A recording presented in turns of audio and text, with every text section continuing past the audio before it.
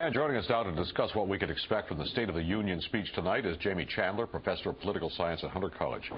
Professor, welcome aboard. Thank you. So what's the theme of the speech going to be tonight? The theme is going to be couplefold. First will certainly be bipartisan, and secondly, getting the economy back on track.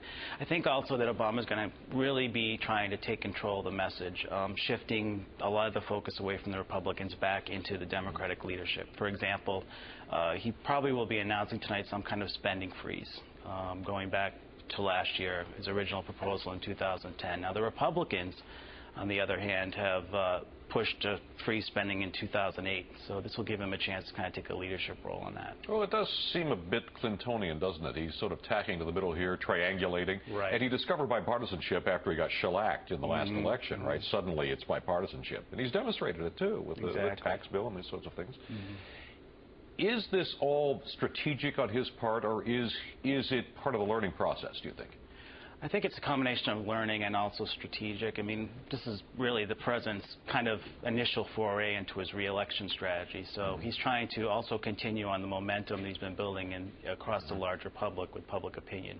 At the same time, it's going to be kind of challenging for him because his audience tonight in Congress are liberal Democrats. The Democratic caucus is very consistently liberal now, and he's been getting a lot of pushback over the past several months from the liberal base.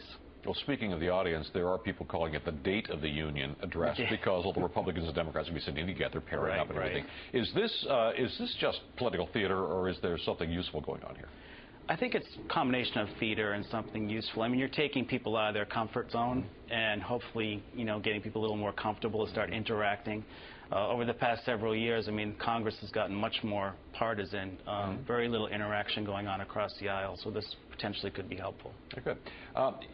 The polls show that the biggest concerns people have right now are jobs and the deficit. It ratchets up pretty high, too, right now. People are worried about that, looking at these deficits going out of control.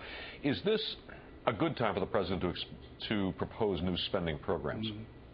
I think if the president can connect innovation to job growth, then that'll be a positive thing, but it's also very difficult for most people to understand what that means exactly.